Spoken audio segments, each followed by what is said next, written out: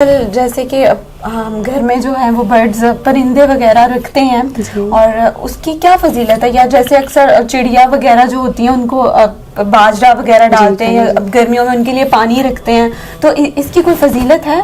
جی بہت فضیلت ہے. جیسے کہ آپ ایک چھوٹا سا ایک واقعہ میں آپ کے سامنے بیان کرتی ہوں، اس کے بعد پھر میں اپنی اس پہ آتی ہوں. نجف میں ایک طالب علم تھا، وہ علم حاصل کر رہا تھا. ایک ایسا وقت آ گیا کہ کچھ قحط پڑ گیا. جنگ کے دوران جب قحط پڑ گیا، مطلب کھانے کو کم ملتا تھا، غربت چھا گئی. ایک ایسا وقت آ گیا کہ وہ اپنے علم حاصل کرنے کے لیے اپنے مدرسے میں جا رہا تھا.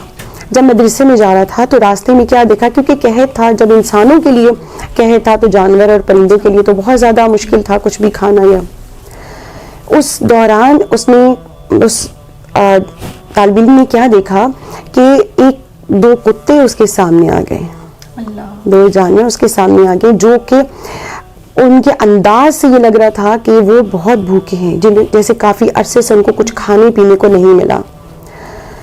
اس طالب علم نے اس وقت سوچا کہ میرے پاس تو ایسا کچھ کھانے کو نہیں ہے کہ جو میں ان کو ڈال دوں یا دودھ دے دوں یا کچھ بھی، کہ جس سے ان کی بھوک جو ہے وہ اتر جائے. نہ اس کے پاس پیسے تھے کہ جس کی وجہ سے وہ کچھ خرید کر ان کو کھلا دیتا.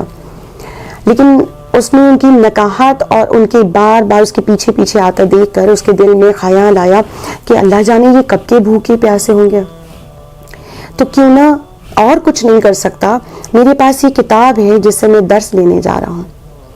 وہ کتاب اس نے اٹھائی اور ایک سامنے جو ایک دکان تھی اس میں جا کر اس نے وہ بیچ ڈالی.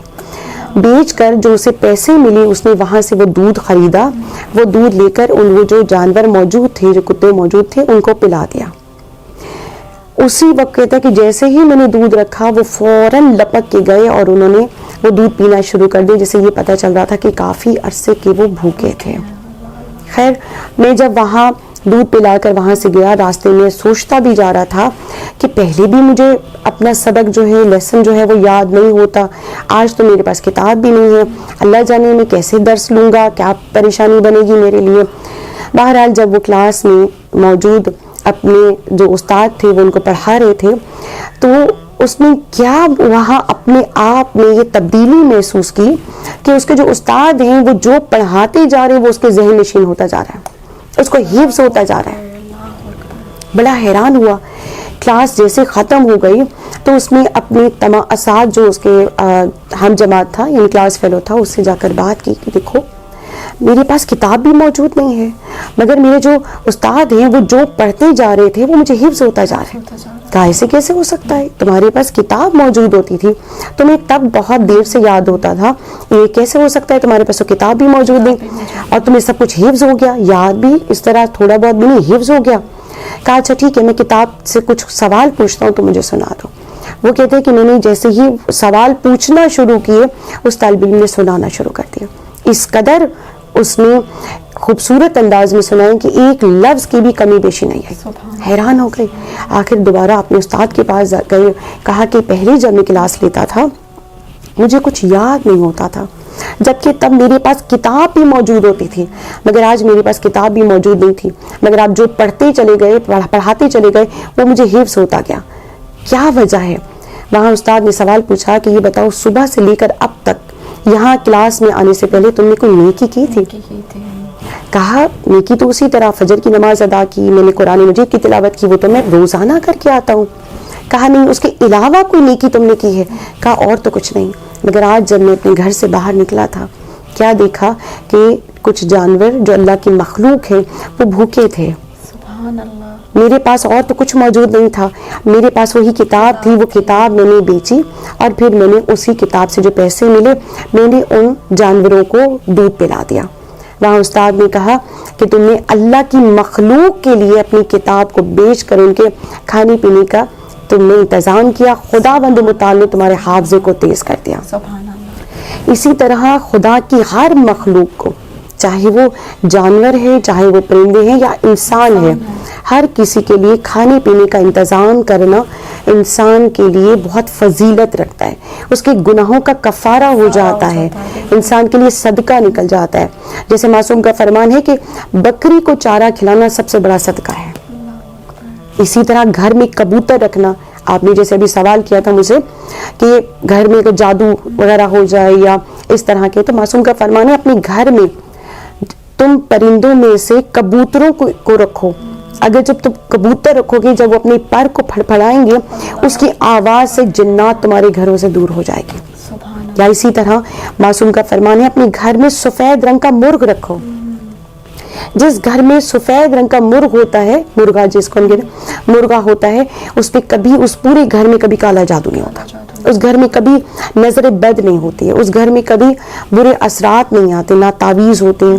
تو خداوند متعال نے اپنی تمام مخلوق کو انسان کے ہاتھوں سے کچھ بھی کھلانے یا پلانے یا ان کا خیال رکھنے میں بہت فضیلت رکھی ہے.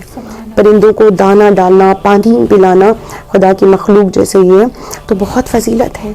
اگر آپ کو کوئی پریشانی بھی ہے اور اگر آپ کسی انسان کو بھی صدقہ دے رہے تو پرندوں کو بھی خدا کی مخلوق ہے، ان کو بھی کھانا دے، پانی پلائے. ہم لوگ پرندوں کو تو دور، جبکہ ہم لوگوں کے سامنے کوئی فقیر بھی آ جائے نا مانگنے کے لیے، بعض اوقات ہم لوگ سوچتے ہیں کہ نہیں یہ شاید ایسے ہی آگے، ہم لوگ یہ نہیں سوچتے کہ اب وہ ایسے ہی مانگ رہا ہے یا جیسے ہی مانگ رہا ہے، یہ اس کی نیت ہے اور وہ خدا جانتا ہے. لیکن ابھی جیسے آپ کی اسی بات سے ایک واقعہ میرے ذہن میں آ گیا کہ ایک بہت بڑے عالم تھے، فجر کی نماز کے لیے جا رہے تھے تو کیا دیکھا، راستے میں کچھ فقیر بیٹھے ہوئے تھے. فقیروں کو ساتھ ساتھ وہ صدقہ دیتے جا رہے تھے.